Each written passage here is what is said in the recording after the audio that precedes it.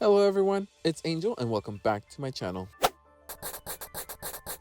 Today's designs were for a project that didn't pan out, but luckily I was able to get a finish line out of it, which I'll be sharing in this video. The first step of the project was to select the prompt. The prompt I chose was Mischievous Spirit. I chose this because I love the fairy typing it was assigned, and I felt I could jumpstart this line with a great concept.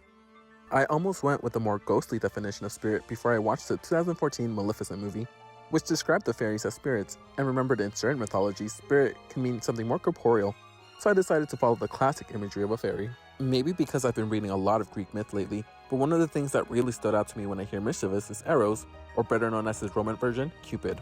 Cupid carried out various mischievous deeds. For example, in one myth, Cupid shot a golden arrow at Apollo, who fell madly in love with the nymph Daphne, but he launched a lead arrow at Daphne, so she would be repulsed by Apollo. I thought this concept would make a great Fakemon idea, and it would add an angle that's personal to me in my Greek myth region, so I decided to go in this direction, but I definitely wanted to avoid an obvious Cupid reference in the visuals of this design. I actually started this design traditionally. For some reason, I really wanted this to have a Powerpuff Girl vibe in the silhouette, just to give y'all a glimpse of my thought process for these sketches, since I don't really have a time lapse to show y'all. From here, I traced my sketch and rendered it and decided whether or not I liked the design.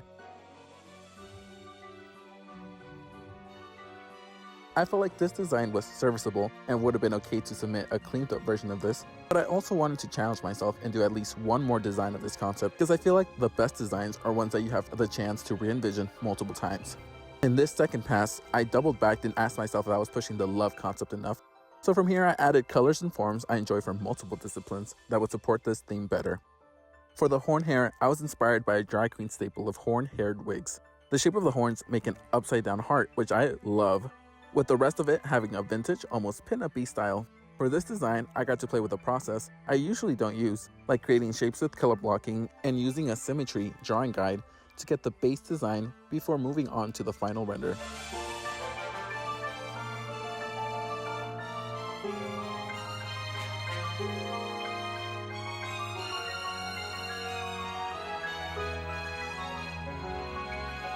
Meet Vexp.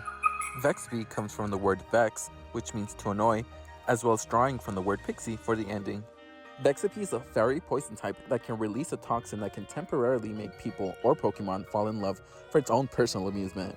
If it's feeling especially malicious, it will find two people already in love and make one of them fall out of love for a while as it revels in the mischief it creates.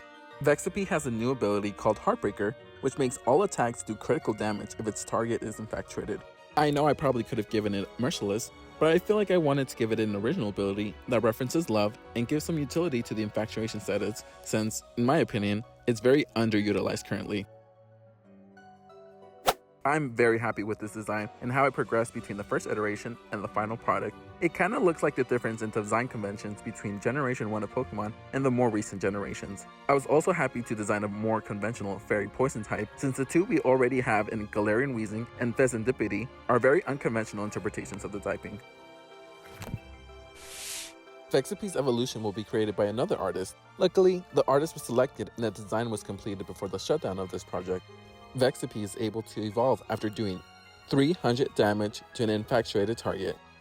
So without further ado, here's Vexp's evolution, Venavamp.